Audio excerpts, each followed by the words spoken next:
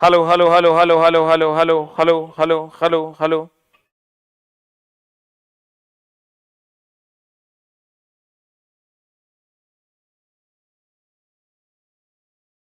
Hello hello hello hello hello hello hello, सबको मेरा प्रणाम है, नमस्कार है प्यारे बच्चों, जल्दी से जुड़ जाइए और फिर हम लोग शुरू करते हैं आज की शानदार कक्षा। पहला क्वेश्चन आपके स्क्रीन पर ये रहा जो बीपीएससी टीआरई में पूछा गया क्वेश्चन है। बीपीएससी टीआरई में पूछा गया क्वेश्चन है कि सर्दी जुकाम किसके कारण होता है। और बहुत सारे बच्चों ने इसको बैक्टीरिया मार दिया। कैसे मार दिया, क्यों मार दिया है, करते कोई माई बाप नहीं है। सर्दी जुकाम वायरस के कारण होता है, सबको पता है। फंगी के कारण नहीं होता। फंगी के कारण दाद खाद खुजली दिनाय एकजिमा दाद खाद खुजली जो है ये सब होता है फंगी के कारण। बैक्टीरिया के कारण तो बहुत सारा रोग होता है। रोग आप एक दो गो एकदम पूछवे करता है एगो, इसलिए उसको जरूर याद करिएगा। अगला, सर्दी जुकाम किसके कारण होता है, वायरस के कारण। अब अगर क्वेश्चन आपको इससे रिलेटेड पूछेगा जो एनसीईआरटी में दिया हुआ है, क्योंकि एनसीईआरटी में क्वेश्चन है तो वहीं का रेफरेंस लेके ही क्वेश्चन पूछा जाता है। ऐसा मानव रोग जो विषाणु द्वारा उत्पन्न होता है, बताओ कौन होगा। ऐसा मानव रोग जो विषाणु द्वारा उत्पन्न होता है, जल्दी से बता दो क्या हो जाएगा, what is the answer. Influenza. Influenza जो है H1N1 वायरस द्वारा होता है। H1N1 वायरस द्वारा होता है। H1N1 वायरस द्वारा होता है। और किस रोग का, वायरल डिजीज का चला कोई इलाज नहीं है। H1N1 वायरस से होता है और वायरल डिजीज का कोई इलाज नहीं है। आंसर हो जाएगा influenza is the right answer. अगला, डेंगू, ये सबको पता है। डेंगू जितना भी फीवर है चला वो सब विषाणु जनित है। खाली मलेरिया जो है वो प्रोटोजोआ है। मलेरिया जो है वो प्रोटोजोआ है आपका। मलेरिया, मलेरिया जो होता है ये प्रोटोजोआ है। मलेरिया क्या है मेरी जान, प्रोटोजोआ है। Malaria protozoa. बताओ तो मलेरिया का वाहक कौन है। मलेरिया का वाहक, मलेरिया का वाहक कौन है। एक होता है वाहक, एक होता है कारक, दोनों अलग अलग है। क्वेश्चन अब पूछेगा तो मामला गड़बड़ाइएगा नहीं। वाहक में है मादा एनोफ्लीस, मादा एनोफ्लीस होगा की प्लाज्मोडियम होगा, जल्दी बताओ। प्लाज्मोडियम होगा, प्लाज्मोडियम होगा। जल्दी बता आंसर क्या हो जाएगा, मादा एनोफ्लीस हो जाएगा कि प्लाज्मोडियम हो जाएगा। जल्दी बता। मलेरिया का वाहक कौन है, वाहक जो ले जाता है रोग को एक जगह से दूसरे जगह, और कारक जिससे होता है। जल्दी बता what is the answer. Malaria का वाहक कौन है, what is the answer. Malaria का वाहक कौन है, मादा एनोफ्लीस है। मलेरिया का वाहक कौन है मेरी जान, मादा एनोफ्लीस है या प्लाज्मोडियम है। मादा एनोफ्लीस है या प्लाज्मोडियम है। मलेरिया का वाहक जो है वो कौन है, मादा एनोफ्लीस है या प्लाज्मोडियम है, व्हाट इज द आंसर। वाहक चला मादा एनोफ्लीस है और कारक प्लाज्मोडियम है। कारक जो है ना प्लाज्मोडियम है, वाहक तो मादा एनोफ्लीज मच्छर है जो एक जगह दूसरे जगह ले जाता है, जो एक जगह से दूसरे जगह क्या करता है, ले जाता है। अब देखो ई क्वेश्चन का भी आंसर बहुत सारे बच्चों ने गलत मारा था, जो आपके सामने है, गौर फरमाइएगा। इसका बहुत सारा क्वेश्चन इसमें बन सकता है जो आगे आपको पूछा जा सकता है। क्वेश्चन क्या है गौर फरमाइएगा, फिर हम लोग इसका उपचार करते हैं। क्वेश्चन कह रहा है कान के ड्रम के कंपन निम्नलिखित में से किसके द्वारा होते हैं। तो ये कान के ड्रम में जो कंपन होता है ये किसके कारण होता है। हम मोटा गए हैं, आज डॉक्टर साहब भी कह रहे थे कि हम मोटा गए हैं, लेकिन कोई बात नहीं, हम अब इस पर वर्कआउट कर रहे हैं, एक आध महीना में पतले हो जाएंगे। बताओ आंसर। कान के ड्रम में कंपनी 15 मार्च 2024 का क्वेश्चन है बीपीएससी टीआरई 3.0 का, जो कैंसिल हुआ है। कान के ड्रम में जो कंपन है वो बहुत सारे बच्चों ने विद्युत चुंबकीय तरंग मार दिया, ये ध्वनि तरंग होगा। ध्वनि तरंग होगा। ध्वनि तरंग का जो जो गुण हम लिख रहे हैं वो सब इंपॉर्टेंट है। ध्वनि तरंग अनुदैर्ध्य है हवा में, ध्वनि तरंग अनुदैर्ध्य है हवा में।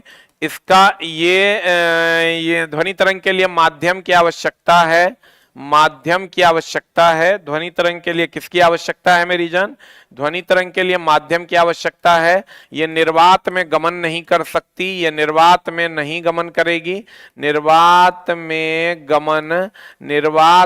गमन नहीं कर सकती है। निर्वात में इसका वेग 0 होता है, दाब पर निर्भर नहीं करता है, दाब पर निर्भर नहीं करता, दाब पर निर्भर नहीं करता, दाब पर निर्भर नहीं करता, दाब पर निर्भर नहीं करता। ये क्वेश्चन चला फिक्स है, तुमको पूछेगा एक और लाइन अगर पूछेगा, जो पूछेगा क्या पूछा था आपको बीपीएससी टीआरई 1 में, 20 हर्ज से 20,000 हर्ज, 20 हर्ज से 20,000 हर्ज की जो ध्वनि है इसको हम लोग कहते हैं श्रव्य ध्वनि, मनुष्य के लिए श्रव्य ध्वनि कहते हैं। और 20 हर्ज से कम की जो ध्वनि है इसको हम लोग कहते हैं अवश्रव्य ध्वनि। कौन ध्वनि कहते हैं? अवश्रव्य ध्वनि। या 20,000 हर्ज से जो अधिक की ध्वनि है इसको हम लोग कहते हैं पराश्रव्य ध्वनि। 20 से 20,000 हर्ज की ध्वनि श्रव्य ध्वनि है, 20 हर्ज से कम की ध्वनि अवश्रव्य। ये बीपीएससी टीआरई 1.0 का क्वेश्चन है। 20 हर्ज से कम होगा अवश्रव्य ध्वनि, 20 से 20,000 हर्ज की ध्वनि श्रव्य ध्वनि, 20,000 हर्ज से अधिक पराश्रव्य ध्वनि। नमस्कार मौसम रॉय जी, आप प्रणाम सर, बहुत अच्छा पढ़ाते हैं। आप पढ़िए, लेकिन पढ़िएगा तभी हम अच्छा आपको पढ़ा पाएंगे। ध्वनि तरंग के बारे में इतना क्वेश्चन तुमको पूछेगा, ये टीआरई 1.0 में यहां से क्वेश्चन था। 20 हर्ज को यहां पर 20 किलो हर्ज भी लिखते हैं, क्योंकि 3 गो जीरो के बदले किलो हम लिख सकते हैं। इस सबके लिए ये क्लास से चला। ध्वनि तरंग कैसा है? अनुदैर्ध्य हवा में, इसमें माध्यम की आवश्यकता होती है, निर्वात में गमन नहीं करेगा, दाब पर निर्भर नहीं करेगा। और ध्वनि तरंग 20 हर्ज से कम होगा अवश्रव्य होगा, 20 से 20,000 हर्ज तक श्रव्य होगा, 20,000 हर्ज से अधिक होगा पराश्रव्य होगा। प्रकाश तरंग की बात करोगे, प्रकाश तरंग अनुप्रस्थ होता है, प्रकाश तरंग अनुप्रस्थ होता है और इसका वेग 3 गुना 10 पर पावर 8 मीटर पर सेकेंड है। प्रकाश तरंग की अगर बात करोगे तो रोमर ने इसका पता लगाया था 3 गुना 10 पर पावर 8। न्यूटन के अनुसार प्रकाश जो है, न्यूटन के अनुसार प्रकाश कण है और हाइजेन के अनुसार प्रकाश तरंग है। अब दोनों मर गया तो प्रकाश जो है कण भी है और तरंग भी है। विद्युत चुंबकीय तरंग की खोज पूछेगा तो मार दीजिएगा मैक्सवेल। विद्युत, इससे ये जो लिख रहे हैं ऐसा नहीं कि हम बोर्ड जबरदस्ती भर के तरह दिखा रहे हैं कि भैया देखो हम बोर्ड भर के पढ़ाते हैं, ऐसा नहीं है। ये सब जो क्वेश्चन पूछता है वो हम आपको दे रहे हैं। कहते हैं विद्युत चुंबकीय तरंग की खोज किसने की थी? मैक्सवेल ने। 20 हर्ज से कम होगा अवश्रव्य, 20 से 20,000 हर्ज तक श्रव्य, 20,000 हर्ज से अधिक होगा तो पराश्रव्य। पराश्रव्य ध्वनि जो है पीजो इलेक्ट्रिक इफेक्ट के द्वारा उत्पन्न होता है, दाब वैद्युत प्रभाव के द्वारा। ध्वनि तरंग अनुदैर्ध्य हवा में माध्यम पर रहेगा तभी गमन करेगा, निर्वात में गमन नहीं करेगा, दाब पर निर्भर नहीं करता है। अनुप्रस्थ तरंग है, प्रकाश तरंग अनुप्रस्थ तरंग है, न्यूटन के अनुसार कण है, हाइजेन के अनुसार प्रकाश तरंग है। विद्युत चुंबकीय तरंग का खोज कौन किया था? मैक्सवेल ने किया था। किसने किया था दोस्त? मैक्सवेल ने किया था।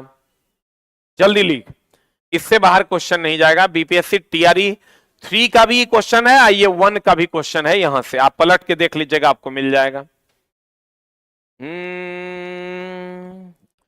मेरी जिंदगी है हाँ।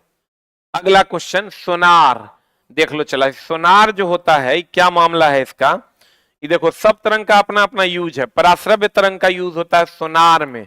सोनार होता है वो sound navigation and ranging system. ये पानी में चीजों को खोजने के लिए प्रयोग करते हैं और रेडार हवा में चीजों को खोजने के लिए प्रयोग करते हैं। इसकी ध्वनि 20,000 एनसीईआरटी का है, 20,000 हर्ट्ज से अधिक है। इसकी ध्वनि जो है मेरी जान कितना हर्ज से अधिक है? इसकी ध्वनि 20,000 हर्ज से अधिक है। 20,000 हर्ज से क्या है? अधिक है।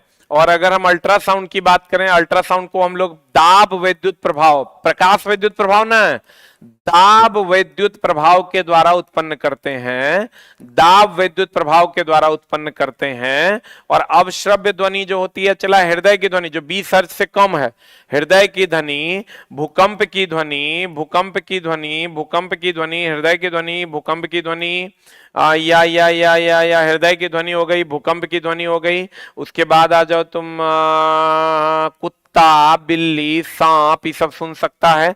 अब श्रव्य तरंग को रेडियो तरंग, रेडियो तरंग रेडार में यूज करते हैं। रेडार का काम क्या है? चला, रेडार का काम है जमीन पर चीजों को खोजना, जमीन पर चीजों को खोजना। श्रव्य तरंग सबको पता है, यह मनुष्य के लिए होता है 20 हर्ज से लेकर 20,000 हर्ज के बीच। ये नहीं है चला कि हमको बोर्ड भर देना है, बोर्ड नहीं भरना है, ये काम हमरा नहीं करना है, हम तोरा वो सब पढ़ा देंगे जो तुम्हारे लिए जरूरी है।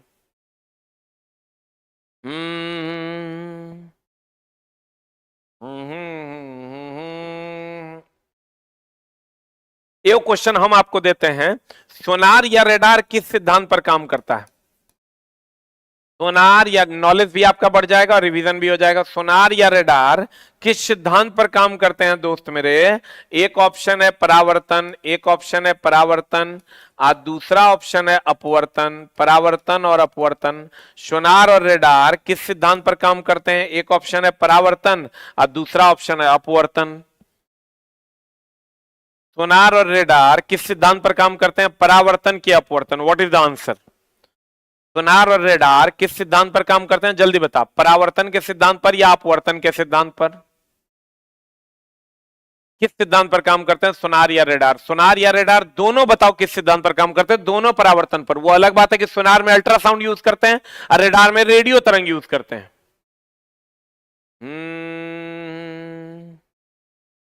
अगला, श्रव्य तरंग 20 हर्ट्ज से 20,000 हर्ट्ज के बीच, पराश्रव्य तरंग अल्ट्रासाउंड होता है। अगला देखो, एनसीईआरटी में कई सवाल है, ये एनसीईआरटी से चला सब सवाल है, इसीलिए पूछता है तुमको। ये नहीं समझना, बीपीएससी जब भी पूछेगा, ये अतुल प्रसाद जी ने क्लियर किया था जो इससे पहले बीपीएससी के हेड थे, कि हम भैया एनसीईआरटी पे फोकस रखेंगे। अब देखो, कहता है ध्वनि का तारत्व। ध्वनि के लक्षण 3 हैं।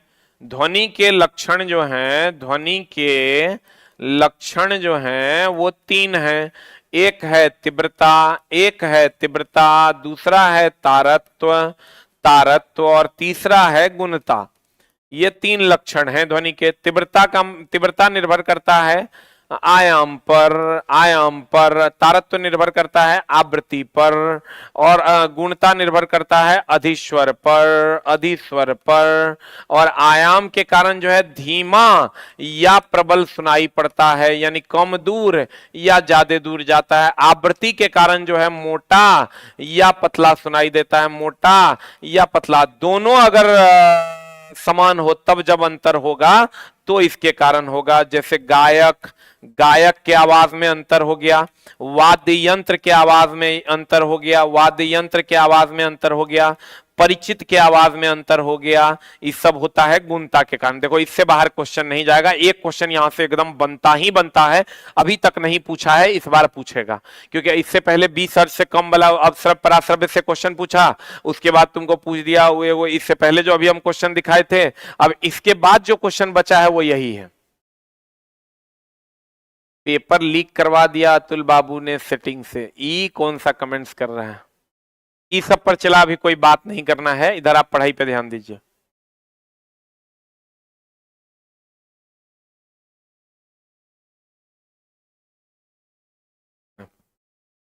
ध्वनि के लक्षण, ध्वनि के लक्षण 3 है, तीव्रता, तारत्व और गुणता। तीव्रता आयाम पर निर्भर करता है, तारत्व आवृत्ति पर, गुणता अधिस्वर पर। तीव्रता आयाम पर यह धीमा और प्रबल तीव्रता के कारण, तारत्व आवृत्ति पर मोटा या पतला होता है तारत्व पर।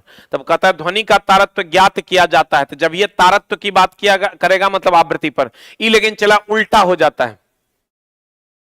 सर आपकी पढ़ाई ने मुझे बहुत सिखा दिया, कर्जदार हूं उस खुदा का जिसने आपसे मिला दिया। आ हा हा हा हा हा हा, क्या बात है। देखो, इसमें चला लेकिन झोल होगा कि तीव्रता किस पर निर्भर करता है। यहां तुम देखो, आयाम भी है, आवृत्ति भी है। तुम इसको याद करके जाओगे, तीव्रता आयाम पर, तारत्व आवृत्ति पर, तीव्रता आयाम पर, तारत्व आवृत्ति पर, उल्टा हो जाएगा। इसको चला आप क्या कीजिएगा, ध्यान दीजिएगा, तीव्रता जो है, तीव्रता और तारत्व को क्या कीजिएगा, ये चला अभी से एग्जाम तक में जो भी बच्चा रेगुलर, अभी तो हम इस सप्ताह के लिए क्लास को रखे हैं, आपके इंटरेस्ट के हिसाब से फिर देखेंगे, तो क्वेश्चन बाहर नहीं जाना है, एक भी नहीं, एकदम इसकी 100% की गारंटी है।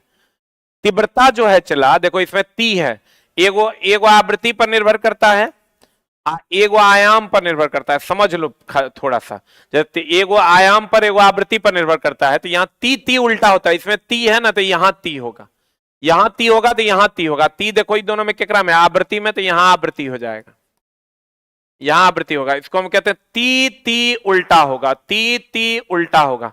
और तारत्व जो है वो किस पर निर्भर करेगा, आयाम पर। देख लो चला, ती ती उल्टा होगा, और तारत तो तब किस पर निर्भर करेगा, आयाम पर, याद रखिएगा ना तो गड़बड़ हो जाएगा। ती ती उल्टा होगा, ती ती उल्टा होगा, तीव्रता आवृत्ति पर निर्भर करता है, तारत तो आयाम पर। ये एनसीईआरटी का छुच्छा क्वेश्चन है, एकदम छुच्छा, 100%।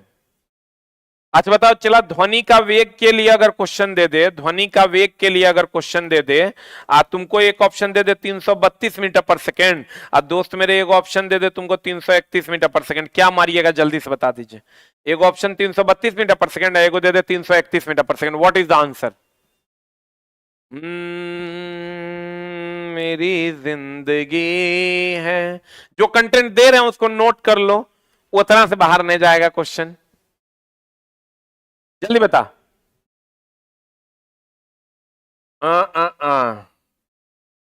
आंसर क्या हो जाएगा? 331, 331, 332, 331 नहीं रहेगा तब 332 मारना। देखो बीपीएससी टीआरई का ही क्वेश्चन है, आपकी सेवा में प्रस्तुत है। कौन विटामिन ए का अच्छा स्रोत है, बता जल्दी से, कौन विटामिन ए का अच्छा स्रोत है? देखो मछली के लिए अगर पूछे तो मछली का तेल अगर पूछे तो विटामिन ए, लेकिन वही अगर कॉड लीवर में पूछ दे, मछली के कॉड लीवर में अगर पूछ देना तो मारना डी। याद रखिएगा, यही दो क्वेश्चन पूछ सकता है अगर पूछेगा तो। मछली के तेल में विटामिन ए, अब मछली के कॉड लीवर में पूछेगा विटामिन डी, मार आंसर सरिया के। मछली का तेल इज द राइट आंसर। चीनी में तो कार्बोहाइड्रेट होगा, केला में भी चला कार्बोहाइड्रेट होगा। बता, मछली का तेल पूछेगा विटामिन ए, अब मछली के कॉड लिवर में पूछेगा विटामिन डी। मछली का तेल पूछेगा विटामिन ए, और मछली के कॉड लिवर में पूछेगा तो विटामिन डी। मछली का तेल विटामिन ए, मछली के कॉड लिवर में पूछेगा तो विटामिन डी। तेरी गलियां गलियां तेरी ननिया, कॉड लीवर देख लो, बीपीएससी में ही पूछा हुआ क्वेश्चन है। कॉड लीवर तेल मुख्य रूप से प्रचुर मात्रा में क्या पाया जाता है?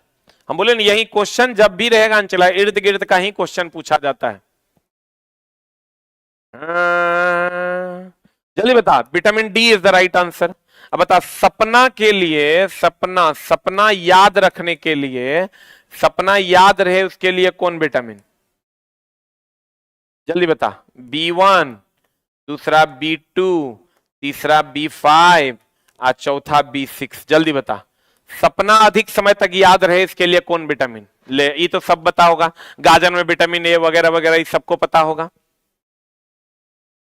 मछली आप पूरा खाते हैं ना। कौन कौन वेजिटेरियन है कृपया एक टाइप करें। कौन कौन वेजिटेरियन है, कौन कौन नॉन वेजिटेरियन है कृपया दो टाइप करें। P6 is the right answer. आजा, सिल्वर ब्रोमाइड का रंग कैसा होता है? देखो कुछ रंग बीपीएससी टिहारी में पूछ दिया है, आई चला, पूछना नहीं चाहिए था लेकिन देखो क्वेश्चन थोड़ा सा डेप्थ में चला गया और पूछ भी दिया। सिल्वर ब्रोमाइड का जो रंग होता है ये हल्का पीला होता है, हल्का पीला होता है। और अगर पूछेगा तो बेरियम सल्फेट का रंग पूछेगा, बेरियम सल्फेट का रंग जो होता है वो सफेद होता है। और अगर और पूछेगा तो लेड आयोडाइड पूछेगा, इसका भी रंग पीला होता है। जल्दी से लिख लो, ये 3 गो पूछेगा, एगो पूछा है 2 गो पूछ सकता है। करंट अफेयर्स 7 बजे से चला, 7:10 अभी से एग्जाम तक फॉलो कीजिए, सारा करंट अफेयर्स पढ़ा दिया जाएगा।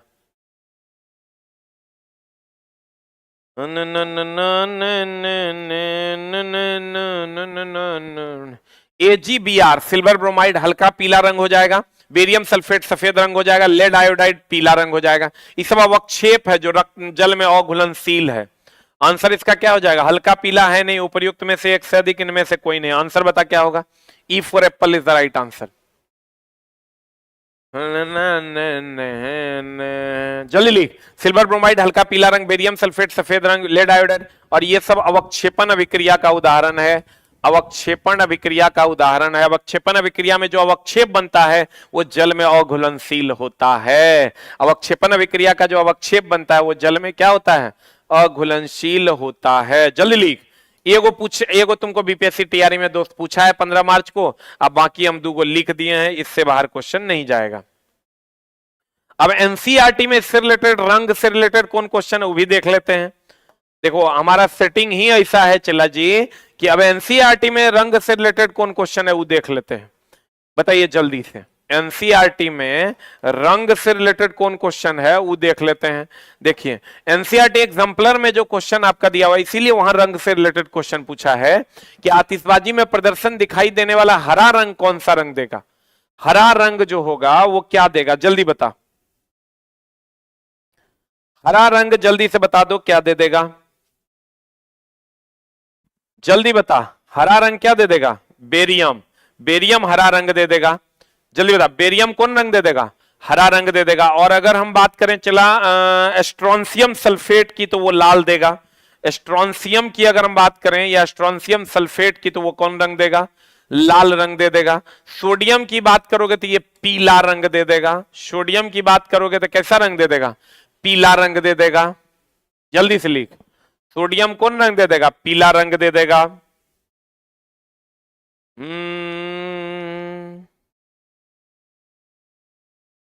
जल्दी लिख। ताम्र लवण की अगर हम बात करें, ताम्र लवण की, ताम्र लवण का बात करें तो ताम्र लवण कैसा रंग देगा, जल्दी बता। ताम्र लवण कौन सा रंग देगा, ताम्र लवण जो होगा वो कौन सा रंग देगा, जल्दी बता। ताम्र लवण जो होगा, हाँ कॉल करते हैं, ताम्र लवण जो होगा वो चला नीला रंग देगा। एक और देखो इससे रिलेटेड अगर क्वेश्चन तुमको पूछेगा, जो इस बार पूछा था, अभी बिहार दरोगा में भी पूछा था और आपको तो 100% पूछ सकता है, सिल्वर सल्फाइड का रंग कैसा होता है। हम तो चला अगर पूरा चिट्ठा खोल के रख देंगे, काला या हाइड्रोजन सल्फाइड या कॉपर ऑक्साइड का जो रंग होता है ये हरा होता है। अब बोलो इस सिल्वर पर जो बहुत दिनों तक रख दोगे तो काले कलर की परत सिल्वर सल्फाइड के कारण जमती है और हाइड्रोजन सल्फाइड और कॉपर ऑक्साइड के कारण इसका रंग कैसा हो जाता है, हरा। कॉपर का रंग जो हरा होता है, ये भी इस बार बिहार दरोगा में पूछा था कि कॉपर ऑक्साइड किसके कारण हरा रंग देता है, तो सिल्वर सल्फाइड, हाइड्रोजन सल्फाइड और कॉपर ऑक्साइड के कारण कॉपर हरा रंग देता है और सिल्वर सल्फाइड के कारण सिल्वर जो है काला रंग देता है। जल्दी से लिख लो, रंग का कहानी है खत्म। इससे बेरियम सल्फेट कैसा रंग देगा, सफेद रंग देगा। लेड आयोडाइड कैसा रंग देगा, पीला रंग देगा, अभी पीछे लिखाए थे हम। सिल्वर सल्फाइड कैसा रंग देगा, काला रंग देगा। हाइड्रोजन सल्फाइड और कॉपर ऑक्साइड कैसा रंग देगा, हरा रंग देगा। सिल्वर ब्रोमाइड कैसा रंग देगा, हल्का पीला रंग देगा। एस्ट्रोंसियम कैसा रंग देगा, लाल रंग देगा। सोडियम कैसा रंग देगा, पीला रंग देगा। ताम्र लवण कैसा रंग देगा, नीला रंग देगा। और हरा रंग किससे मिलेगा, बेरियम से मिलेगा। इससे बाहर क्वेश्चन जाए तो जे तुम कह दो क्या, सोनू कुमार जी ऐसे नहीं कीजिए।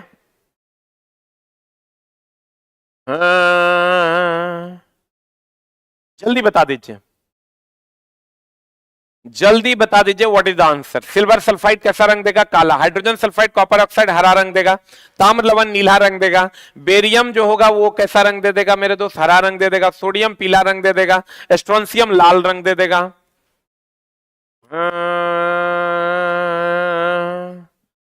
तेरी आशिकी, एकरा से बाहर क्वेश्चन नहीं जाएगा। चांदी का रंग काला होता है सिल्वर सल्फाइड के कारण, हाइड्रोजन सल्फाइड और कॉपर ऑक्साइड के कारण हरा रंग होता है।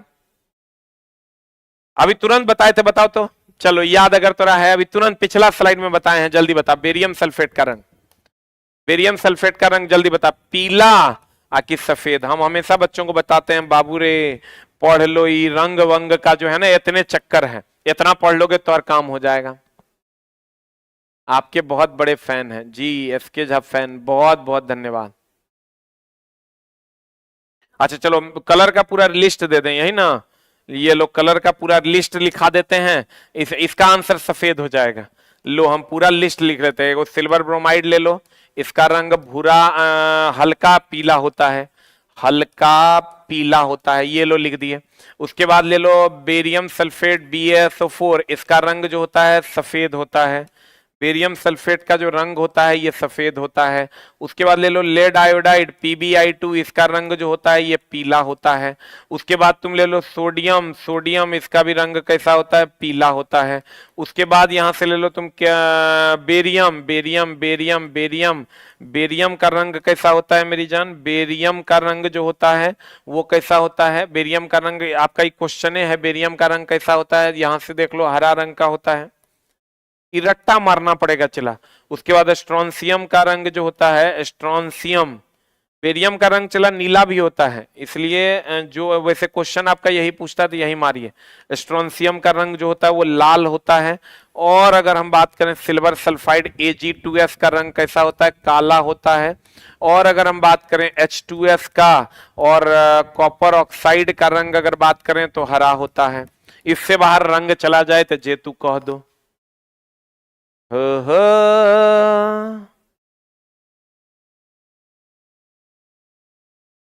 एनसीईआरटी एग्जाम्पलर ऑलरेडी मार्केट में है दोस्त, ऐसे नहीं बोलो। 6 to 10 का सॉल्यूशन है, उपलब्ध है। बीपीएससी 1 to 5, अरे भाई इससे बाहर क्वेश्चन चला जाए तो जे तू कह दो। इससे बाहर क्वेश्चन चला जाए तो जे तू कह दो। क्या बात कर रहा है तुम दोस्त, इससे बाहर क्वेश्चन नहीं जाएगा रे भाई, काहे तुम टेंशन ले रही है। जल्दी बता, अमोनिया का एक अणु कौन सा है? यह जल में अविलय है, यह गंधहीन गैस है, यह पिट गैस होता है, बताओ जल्दी से क्या होगा। इसके जलीय विलयन लाल लिटमस को, एनसीईआरटी है, एनसीईआरटी। अमोनिया जो है ना दोस्त मेरे, ये अमोनिया के बारे में जान लो, ये अमोनियम हाइड्रोक्साइड बनाता है NH4OH, और NH4OH क्षार है। और क्षार के बारे में तुम जानता होगा, BRB यानी क्षार लाल लिटमस को नीला कर देता है। तो देख लो, ये अमोनियम हाइड्रोक्साइड, ये मछली में गंध जो होता है, मछली में गंध इसी के कारण होता है। मूत्र में जो गंध होता है वो भी इसी के कारण होता है, मूत्र में गंध जो होता है वो भी इसी के कारण होता है। और कहते हैं अमोनिया की अगर हम बात करें तो ये BRB होता है, इसके जलीय विलयन लाल लिटमस को नीला कर देता है। किसको नीला कर देता है? लाल लिटमस को नीला करता है। क्यों? क्योंकि अमोनिया से अमोनियम हाइड्रोक्साइड बनता है, हाइड्रोक्साइड यानी OH है, इसलिए क्षार है। आपको पता होगा जो H+ देगा वो क्या होगा? अम्ल है। आज जो OH- देगा वो क्षार है, जो OH- देगा वो क्या है? क्षार है। H+ देगा वो अम्ल है, OH- देगा वो क्या है? क्षार है। अब देखो तो जल्दी से बता दो, इसके जलीय विलयन BRB क्षार जो है लाल लिटमस को नीला करेगा, लाल लिटमस को नीला करेगा। D for dog is the right answer. ये मछली में गंध इसी के कारण होता है, मूत्र में गंध इसी के कारण होता है, मूत्र में गंध इसी के कारण होता है। अरे लिस्ट तो दे दिए भाई दीपक जी, लिस्ट तो दे दिए पूरा का पूरा। और H+ अम्ल है, OH- जो देगा वो क्या है? क्षार है। तो अब जल्दी से बता दीजिए इसका आंसर क्या हो जाएगा? D for dog. ये एनसीईआरटी का सवाल है, ये एनसीईआरटी का इससे रिलेटेड सवाल है। कल CSK हार गया, हारने दो, चुट्टा हो गया ही लो। मूत्र में गंध जो होता है, मछली में गंध इसी के कारण होता है। कोई बात नहीं, चला हम CSK का सपोर्टर हैं, लेकिन हार गया, हार गया तो हार गया। हार जीत लगी रहती है जीवन में, चला उठेगा वो फिर से दहाड़ेगा, फिर हार जाएगा, फिर अगला बार देखेंगे। हम लोगों ने बहुत सारा IPL का फाइनल जीता है, एकदम टेंशन नहीं लेना है। प्रकृति में मुक्त दशा में पाई जाने वाला, तो मुक्त दशा में मतलब जो प्रकृति में अभिक्रिया ना करे। देख लो BPSC तैयारी 15 मार्च, प्रकृति में अभिक्रिया ना करे, अभिक्रिया ना करे। बताओ गोल्ड जो है तुम जो पहनता है दोस्त, वो प्रकृति से अभिक्रिया करता है क्या? प्रकृति में अभिक्रिया ना करे, प्रकृति में अभिक्रिया ना करे। बताओ गोल्ड जो है प्रकृति में अभिक्रिया करता है क्या? What is the answer? सोना की तांबा, तांबा पर तो हरे रंग का परत जम जाता है। गोल्ड और प्लेटिनम, ये देख लो, ये चांदी भी आप कह सकते हो, ये जल्दी अभिक्रिया नहीं रहता, ये मुक्त रूप में पाया जाता है, ये मुक्त रूप में पाया जाता है, क्योंकि सबसे कम अभिक्रियाशील है, मुक्त रूप में पाया जाता, क्योंकि सबसे कम अभिक्रियाशील है, क्योंकि क्योंकि क्योंकि सबसे कम अभिक्रियाशील है, क्योंकि सबसे कम अभिक्रियाशील है, क्योंकि सबसे कम अभिक्रियाशील है, क्योंकि ये सबसे कम क्या है? अभिक्रियाशील है। तांबा पर अभी तुरंत आए थे हम, तांबा पर जो है सिल्वर हाइड्रोजन सल्फाइड या हाइड्रोजन सल्फाइड बोलिए, H2S बोलिए, या कॉपर ऑक्साइड का परत जम जाता है जो हरे रंग का होता है। और मैग्नीशियम अत्यधिक अभिक्रियाशील है, अत्यधिक अभिक्रियाशील होता है। सोडियम मैग्नीशियम ये सब जो है चला अत्यधिक अभिक्रियाशील होता है, क्योंकि ये रिएक्टिविटी सीरीज में ऊपर होता है। हाँ आंसर गोल्ड, प्लेटिनम और चांदी ये मुक्त अवस्था में पाया जाता है क्योंकि ये सबसे कम अभिक्रियाशील है। बताओ सबसे अधिक अधात वर्धनीयता किसकी होती है? अधात वर्धनीयता मतलब पीट कर चादर बनाने का गुण, सोना का कि चांदी का? एकदम सिंपल क्वेश्चन लेकिन खूब पूछता है। अधात वर्धनीयता और तन्यता सबसे ज्यादा गरीबों के भगवान एसके झा। अरे यार ये सब क्या फालतू कमेंट्स करता है, फालतू टीम सीएसके। अच्छा कोई बात नहीं भाई, सब आदमी अलग अलग टीम के सपोर्टर्स हैं, हम गरीब आदमी हैं सीएसके के सपोर्टर हैं। हम साइंस से भाग रहे थे, आपका 499 का साइंस लिए प्यार हो गया, दिन भर इंतजार रहता है आपका। आए हाय हाय क्या बात है। देखो बताओ कौन सबसे लंबा तार और सबसे लंबा चादर बना सकता है सोना को? एकदम याद रखना, चला एकदम ही पूछवे करेगा। क्वेश्चन नंबर 13 देखो, एनसीईआरटी से इसी से रिलेटेड जो क्वेश्चन आपको पूछ सकता है एनसीईआरटी का, वो आपकी सेवा में उपलब्ध है कि संगमरमर का संक्षारण का कारण क्या है? एकदम चला, इसमें तो कुछ सोचना ही नहीं है।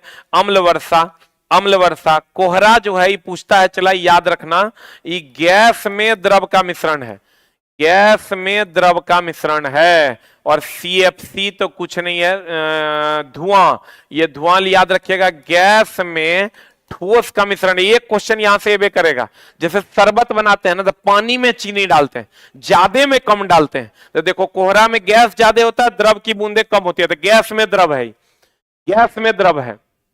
आपकी आवाज सुने बिना नींद नहीं आती है, इतना ने हमरा चढ़ाओ। ई चला जो धुएं के कण है, धुएं के कण गैस में ठोस है, धुआं का कण देखो गैस उसमें ज्यादा होता है, ठोस के कण, राख के कण छोटे छोटे होते हैं।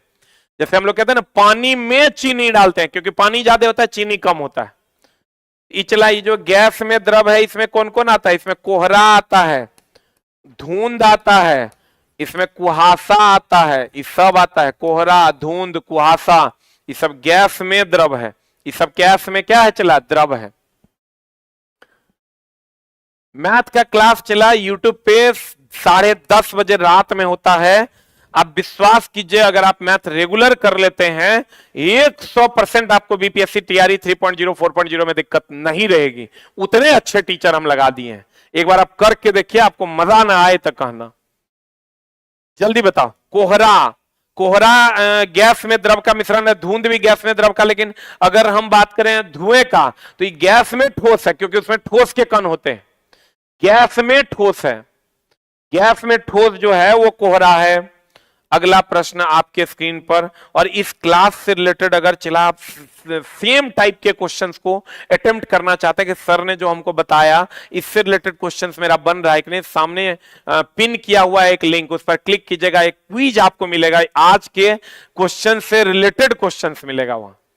मान लो आज हमने कोई क्वेश्चन पढ़ाया, इससे रिलेटेड क्वेश्चन आपको वहां मिलेगा, जो सामने आपको ये दिख रहा है यूट्यूब कमेंट बॉक्स में जो पिन किया हुआ, उस लिंक पे क्लिक कीजिएगा ना, तो आज के सेट से रिलेटेड जितना आगे पीछे का क्वेश्चन है सब आप 5 मिनट में मार सकते हैं, अगर आपके पास समय हो तो। अगला प्रश्न आपके स्क्रीन पर ये रहा, कहने रहा है ने आ जाओ। एनसीईआरटी, एनसीईआरटी से ही चला क्वेश्चन पूछे रहा है, बेस वही है, अभी तुरंत हम बताए थे। भूकंप तरंग, प्रघाती तरंग किस प्रकार की तरंग है? सबको पता है भूकंप तरंग हम लोग सुन नहीं पाते हैं। 20 हर्ज से कम की ध्वनि, आप 20,000 हर्ज से अधिक की ध्वनि, 20,000 हर्ज से अधिक की ध्वनि, इधर की ध्वनि को हम लोग पराश्रव्य कहते हैं। अब मेरी जान, ईद आपका बीपीएससी टीआरई 1.0 का क्वेश्चन है, पढ़ लीजिएगा। और यहां से यहां तक की ध्वनि को हम लोग श्रव्य ध्वनि कहते हैं, और जो मनुष्य सुनता है, और 20 हर्ज से कम की ध्वनि को अब श्रव्य ध्वनि कहते हैं, अब श्रव्य ध्वनि कहते हैं, अब श्रव्य ध्वनि कहते हैं, अब श्रव्य ध्वनि कहते हैं। जो 20 हर्ज से कम है, 20,000 से हर्ज से अधिक का पराश्रव्य है। और आपको पता होना चाहिए दोस्त मेरे कि हृदय की ध्वनि, हृदय की ध्वनि, भूकंप की ध्वनि, भूकंप की ध्वनि, ये सब अब श्रव्य में आता है। और इधर जो चमगादड़ वगैरह सुनता है, चमगादड़, चमगादड़ और डॉल्फिन वगैरह जो सुनता है, ये सब चला, चमगादड़ और डॉल्फिन वगैरह जो सुनता है, ये सब जो है पराश्रव्य सुनता है। हम लोग जो सुनते हैं श्रव्य सुनते हैं। आंसर बता दो, जल्दी बता आंसर। लिंक ऊपर चैट बॉक्स में देखिए, ऊपर में दिया हुआ है, आंसर बता दो क्या होगा। बी नंबर अपश्रव्य ध्वनि। भूकंप की ध्वनि को हम लोग सुन सकते हैं क्या? लेकिन कुत्ता सुन लेता, कुत्ता बिल्ली सब सुन लेता है मेरी जान।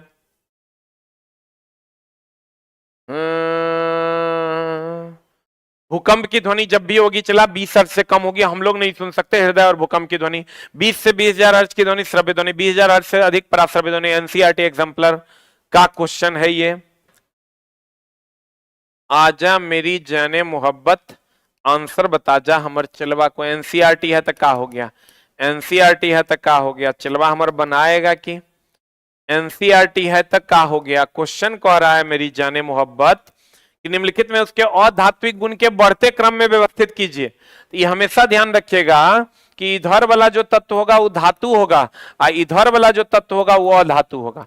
तो अधात्विक गुण के बढ़ते क्रम में मतलब इधर वाले का अधात्विक गुण सबसे ज्यादा होगा और इधर वाले का अधात्विक गुण सबसे कम होगा। तो अब बता दो, लिथियम यहां है, लिथियम H1He2Li3, Li3 हो गया। उसके बाद आ जाइए आप B4, उसके बाद कार्बन 6 हो गया, ऑक्सीजन 8 हो गया, फ्लोरीन 9 हो गया। देख लो यही ऑर्डर हो जाएगा, यही ऑर्डर हो जाएगा। इधर वाला सबसे ज्यादा अधात्विक गुण रखेगा, इधर वाला सबसे कम अधात्विक गुण, इधर वाला सबसे ज्यादा अधात्विक गुण। अधात्विक गुण कह रहा है तो इधर अधातु होता है, इधर धातु। अब बीच में उपधातु होता है, बीच में उपधातु होता है जिसकी संख्या 7 है। बीच में उपधातु होता है जिसकी संख्या कितनी है चला? 7 है। जल्दी बताओ, जल्दी बताओ। तो लिथियम हो गया सबसे कम अधात्विक गुण होगा, ये सबसे ज्यादा धात्विक गुण इसमें होगा, अधात्विक गुण सबसे कम। तब बेरिलियम उसके बाद हो जाएगा, फिर कार्बन, फिर ऑक्सीजन, फिर fluorine is the right answer. इधर जो है वो अधातु है, इधर धातु है। इन दोनों को बांटने के लिए उपधातु का यूज करते हैं और उपधातु की संख्या 7 है। बोरोन कौन कौन है? बोरोन पूछता है, बोरोन है, सिलिकॉन है, जर्मेनियम है, आर्सेनिक है, एंटीमनी है, टेलुरमीन है और पोलिनियम है। देख लो 3 और 4 7, बोरोन सिलिकॉन। कहेगा उपधातु की संख्या कितनी है? 7। उपधातु की संख्या कितनी है? 7। उपधातु की संख्या कितनी है? 7। इधर वाला धातु है, इधर वाला अधातु है। इधर वाले में अधात्विक गुण ज्यादा होगा, इधर वाले में अधात्विक गुण कम होगा। Answer lithium, beryllium, carbon, oxygen और फ्लोरीन। मेरे दोस्त जीवन में एक रूटीन होता है कि हमको ये काम करना है, मतलब करना है। वक्त तो बीत ही जाएगा, ये महीना भी बीत जाएगा, अगला महीना भी बीत जाएगा, फिर अगला महीना आपका एग्जाम भी आ जाएगा, वक्त बीत जाएगा। लेकिन अगर आप सोचते हो कि हम पढ़ लेंगे, हम कर लेंगे, हो जाएगा, वो कभी नहीं होना है। आपको करना पड़ेगा। ये फिक्स है कि 26 में गुरुजी आ रहे हैं, 26 में आके हमको पढ़ लेना है। ये अगर फिक्स रूटीन आप बना लिए, या कोई भी टीचर, या आप घरे पे बैठ के पढ़ते हैं तो 9 बजे पढ़ना है, मतलब 9 बजे बैठ जाना है, तब होगा। और नहीं तो चला क्या होगा? वक्त है, बीत जाएगा। वक्त जब बीत जाएगा तो फिर बहुत पछताइएगा। आंसर बता दीजिए जल्दी से, क्या हो जाएगा? What is the answer? अगला प्रश्न कह रहा है कि कोई व्यक्ति है, वाह बहुत बढ़िया, कोई व्यक्ति दुर्घटना में हाथ की दोनों बड़ी हड्डियां अपने स्थान से हट गई है। निम्नलिखित में से कौन सा संभावित कारण हो सकता है? बताओ है, बताओ जल्दी से क्या हो सकता है? हड्डी को हड्डी से जोड़ना है तो स्नायु टूट गया है, कंकाल पेशी टूट गया है, कंडरा टूट गया है। हड्डी को हड्डी से जोड़ना है, कह रहा है दोनों हड्डियां हट गई है, अस्थियां अपने स्थान पर से हट गई है, इसका मतलब स्नायु टूट गया है। आंसर हो जाएगा लिगामेंट टेंडन। आप पढ़े होंगे।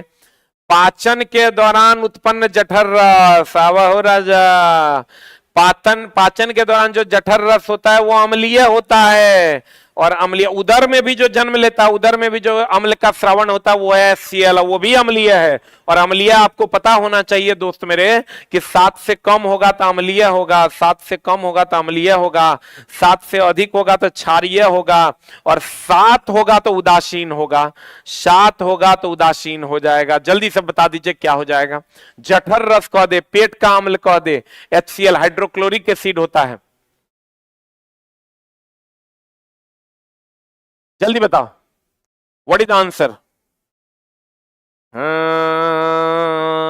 हाँ हाँ हाँ हाँ, 7 से come is the right answer, क्योंकि ये अम्लीय होता है। एंड कोशिका के बारे में सही कथन चुनिए। इन्हें आइए ना, कहां जा रहे हैं? कोशिका के बारे में सही कथन चुनिए, चुन लेते हैं, रुकिए ना। सभी कोशिकाओं में केंद्रक होता है, एक अंग की कोशिकाओं की संरचना समान होती है, एक उत्तक की कोशिकाओं की संरचना समान होती है। देखिए ये हमेशा हम बोले हैं कि एमिनो अम्ल से प्रोटीन बनता है, एमिनो अम्ल से प्रोटीन बनता है, प्रोटीन से उत्तक बनता है, उत्तक से अंग बनता है, और अंग जो होता है वो अलग अलग होता है। हमारा सब अंग अलग अलग है लेकिन उत्तक सेम है, अंग बनता है। उत्तक जो होता है वो समान होता है और अंग जो होता है मेरी जान वो अलग अलग होता है। याद रखना, उत्तक समान होता है और अंग जो होता है वो अलग अलग होता है। आंसर बता दो अब जल्दी से, क्या हो जाएगा? एक उत्तक की कोशिकाएं संरचना में समान होती है। C for cat is the right answer. ये ध्यान रखिएगा, एनसीईआरटी का एक क्वेश्चन है, डायरेक्ट अगर पूछेगा तो डायरेक्ट पूछेगा। कोशिकाओं के बारे में सही कथन चुनिए। कहते हैं एक उत्तक की कोशिकाओं की संरचना समान होती है, उत्तक समान होता है लेकिन अंग जो होते हैं वो अलग अलग होते हैं। ये हमेशा ध्यान रखिएगा। एमिनो एसिड से प्रोटीन, प्रोटीन से उत्तक यानी जिसको आप बॉडी बिल्डिंग कहते हैं, और उत्तक से बनता है अंग। जल्दी बता, उत्तक से क्या बन जाता है? अंग बन जाता है। और उत्तक हर जगह समान होता है, अंग जो होता है वो अलग अलग होता है। That's the ending of your question. आज की कार्रवाई यहीं तक है। और मेरे दोस्त आपको क्लास कैसा लगा? अगर आपको अच्छा लगा तो कृपया 8 टाइप करें, अच्छा नहीं लगा तो 9 टाइप कर दीजिए। अच्छा नहीं लगा मेरे दोस्त तो 9 टाइप कर दीजिए। उसके बाद एक चीज और, ये बात चला हम बार बार कह रहे हैं, मैथ 10:30 बजे रात में होता है। बहुत ही अच्छे शिक्षक हैं, आप एक बार पढ़ के देखिए, निराला सर पढ़ा रहे हैं, पढ़िएगा तो आपको बहुत ही ज्यादा आनंद आएगा। लेकिन प्रॉपर वे में बैठ के पढ़ना होगा। हमारे चैनल पे फालतू की बकथोती करना अलाउड नहीं है, हमारे चैनल पे किसी भी प्रकार का उल्टा पुल्टा करना अलाउड नहीं है। तो जो भी टीचर करेंगे वो सिर्फ कंटेंट आपको देंगे, कंटेंट के अलावे कुछ नहीं देंगे। जो भी टीचर आएंगे वो सिर्फ कंटेंट देंगे, कंटेंट के अलावे कुछ नहीं देंगे। इसलिए अगर आप कर सकते हैं तो 10:30 बजे रात में मैच जरूर कीजिए। अच्छा, कितने बच्चे हैं जो एग्जाम देने वाले हैं इस बार बीपीएससी टीआरई का? देखिएगा, ये जो लोग होंगे वही लोग बीपीएससी टीआरई का एग्जाम इस बार देने वाले हैं, या 3.0 या 4.0 में। और अगर आप पटना में हैं, अगर आप मेरी जान पटना में हैं तो कृपया 1 टाइप करें।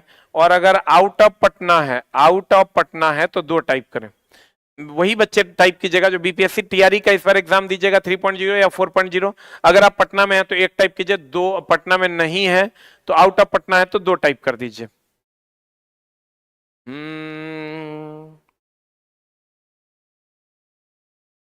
और फिर कल मिलेंगे 6:20 से 25 मिनट के बीच में। थोड़ा सा चला 5 से 6 में क्लास रहता है तो थोड़ा 5 मिनट लेट हो जाता है। हमरे से क्यों कंप्लेन आप करा सकता है कि सर आप लेट आए हैं, बाकी कोई कंप्लेन नहीं रह सकता है। चलिए बहुत बहुत धन्यवाद, फिर मिलते हैं हम लोग अगली कक्षा में। Thank you very much. बिना आपका टाइम वेस्ट नहीं करेंगे, तुरंत आपका करंट अफेयर 7 बजे से है, 9 बजे से जीके जीएस है और 10:30 बजे से very very important math paper है। नमस्कार, thank you very much, love you all.